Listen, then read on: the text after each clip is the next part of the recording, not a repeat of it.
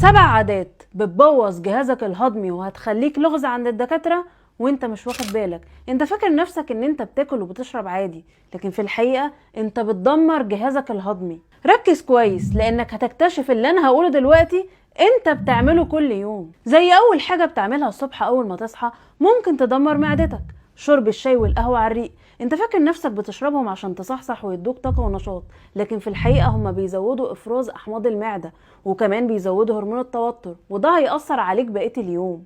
تاني حاجة، الافراط في شرب المية وانت بتاكل. المية الكتير لو قلت لحد هيقولك اوعى هيطلع لك كرش، لكن في الحقيقة المية الكتير بتخفف العصارات الهضمية، فبالتالي بتأثر على تكسير الأكل وهضمه، فهتزود الانتفاخات والغازات.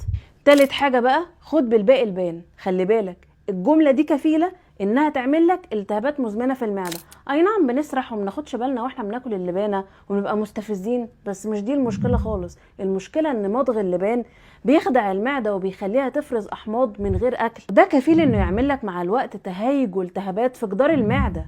رابع حاجة بقى وهو الافراط في اكل اطعمة الدايت. زبادي دايت، بسكوت دايت، عصاير ومشروبات خالية من السكر. مش دي المشكلة، المشكلة ان فيها محليات صناعية بتبوظ توازن البكتيريا، فهيجيلك امساك على اسهال ومش هتبقى فاهم فيه ايه. خامس حاجة بقى وهي الافراط في الشاي الاخضر والمشروبات الحارقة. في ايه، ما انا عايزة اخس بقى، سيبوني اشرب براحتي. بس المشكلة هنا ان كترهم بيزود احماض المعدة وبيهيج القولون وبيزود خفقان القلب، ونرجع نقول الدايت هو السبب.